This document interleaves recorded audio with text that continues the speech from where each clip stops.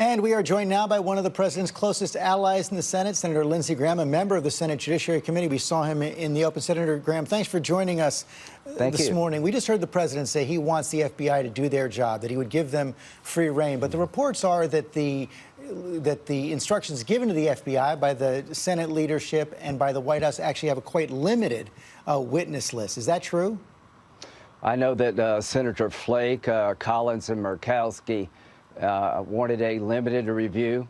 They wanted to talk, the FBI to talk to the witnesses that Dr. Ford named. They want to talk to Mr. Ramirez because she refused to talk to the committee. They're going to ask Mark Judge, did you ever see Brett Kavanaugh drug women or engage in gang rape? And I think that's going to be the focus of it. So there won't be. So Julie Swetnick will not be interviewed by the FBI? I think the allegation that she makes is outrageous. Not one Democrat mentioned it, but Mark Judge, who's named by Ms. Swetnick, is being part of the gang rape and the drugging women, will be asked, did he ever see this happen, or did see Kavanaugh engage in it? I got a real echo here, so I'm sorry. I'm sorry for that. I know we're trying to fix it as we speak. One of the questions, though, is it appears that the FBI will not be questioning those college witnesses who contradict Brett Kavanaugh's testimony about his drinking. Now, isn't that relevant, given that there clearly was drinking going on? At least it's alleged at the party. No, I think you're trying to portray him as a stumbling, bumbling drunk, gang rapist who during high school and college was Bill Cosby. 6 FBI background checks over the years would have uncovered this. What we will investigate is who in Dianne Feinstein's office referred Dr. Ford to Ms. Katz. That's illegal, inappropriate in the Senate. So the FBI will do a supplemental background investigation. Then I'm going to call for an investigation of what happened in this committee, who betrayed Dr. Ford's trust, who in Feinstein's office recommended Katz as a lawyer. Why did Ms. Ford not know that the committee was willing to go to California? Who released the anonymous letter given to the committee by Corey Gardner? We're going to do a wholesale, full-scale investigation of what I think was a despicable process to deter it from happening again. Do you accept Dianne Feinstein's denial? Yes, when she says that? I do. To her, but only to her. She says that her staff didn't do it either. I respect, but somebody in her office, let's put it this way.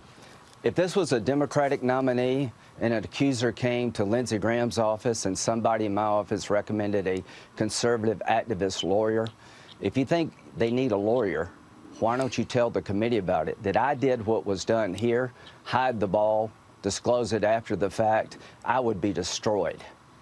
Ryan Grimm, who first wrote about the letter, says that it did not come from Dianne Feinstein's office. I don't know. All I can tell you is it came from somebody with a political motive. There were 3 people that had the letter, people in Feinstein's office, the congresswoman from California, and Ms. Katz and the legal team. No friend would do this to Dr. Ford. I believe her when she said she wanted to remain anonymous. I'm shocked. Not one media outlet's reporting the fact during the hearing she didn't know that the committee was willing to go to California. Again, if the shoe were on the other foot and Republicans had done this, we would be destroyed, would be under ethical investigation. So I'm going to make sure that when this debacle's over, that we look at what happened to deter it in the future. Are you convinced that if the FBI turns up no new allegations against Judge Kavanaugh, that I know you've met with Susan Collins and Lisa Murkowski and Jeff Flake, that he's going to be confirmed? I think so. I think what happened here is that these 3 senators who are my friends wanted the FBI to do what the committee has done. They wanted the FBI to talk to Mark Judge, PJ, and Ms. Kaiser. Ms. Kaiser's testimony was important to me. Ms. Kaiser never said, I don't believe Dr. Ford. But when Dr. Ford says, I was at this party where it happened, I wasn't there. I don't know Brett Kavanaugh. So she was confused as to me and me being there. So I think there will be testimony taken by the FBI from these witnesses. Ms. Ramirez will be interviewed by the FBI.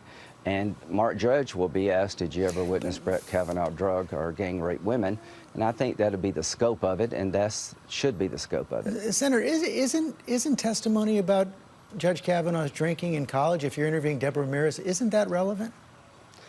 He's had six FBI background checks. He's been on the political stage for 26 years. He's not a stumbling, bumbling drunk.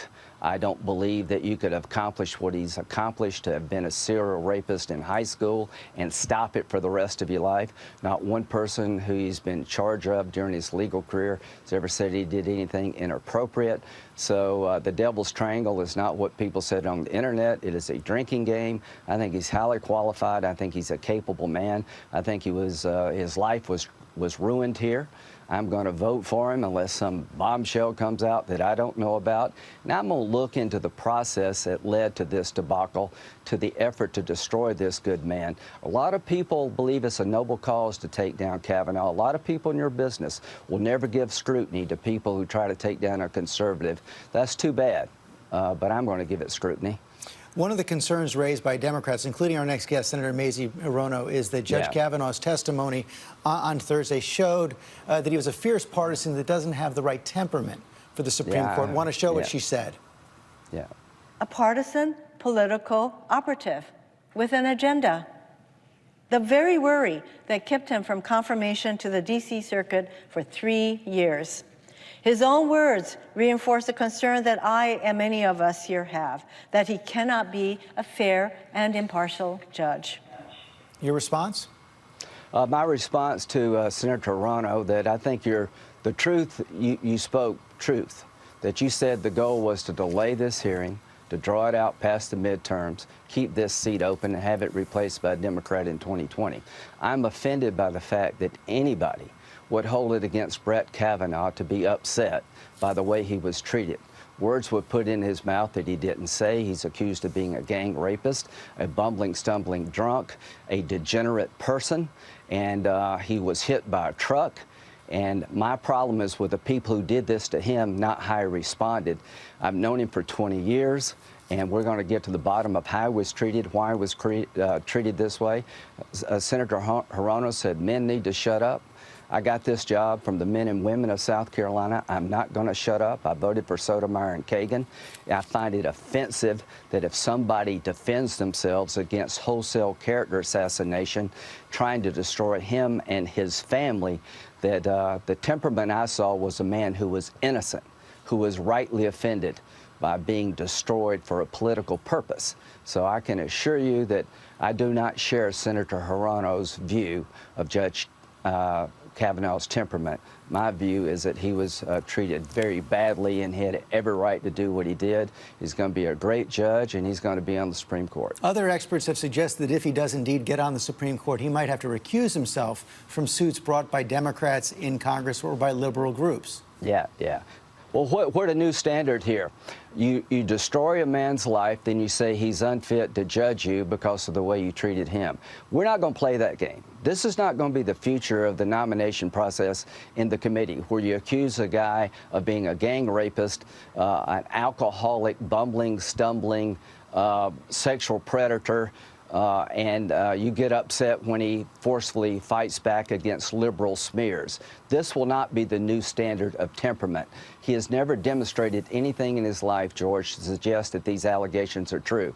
Dr. Ford, something happened to her, but she can't tell us the time, the place, and everybody named said they don't know what she's talking about. She was as abused as much as he was. Somebody betrayed her trust for a political purpose. They hid this from the committee. They sprung it on us to delay the hearing. Somebody leaked an anonymous letter to make the fourth allegation. The fifth allegation was knocked down as being false, but it went to the media anyway. So I'm just completely disgusted the way this was handled. And he's going to be on the bench, but we're going to continue to look at this process, because if this is the new normal, God help the next person who comes. You mentioned Dr. Christine Blasey Ford. You said she was abused by the Democrats. On Sean Hannity's program, you seem to suggest she has a problem. I want to play that. I am now more convinced than ever that he didn't do it, that he's the right guy to be on the court, that Ms. Ford has got a problem, and destroying Judge Kavanaugh's life won't fix her problem. She has a problem? Yeah, I think she does. I think it was clear to me that something happened to Miss Ford. She's led an accomplished life. But we have to look at this through some prism. I don't assume that he's guilty and he's got to prove to me he's not. This is a very serious accusation 36 years ago. To me, she was troubled by something. But when it comes to Brett Kavanaugh, he emphatically denied it. He went through his diary. Everything we know about him suggests he's not this kind of person. The people that she claimed were there said they don't know what she's talking about. She couldn't remember how she got there and how she got back. My problem is not with Dr. Ford.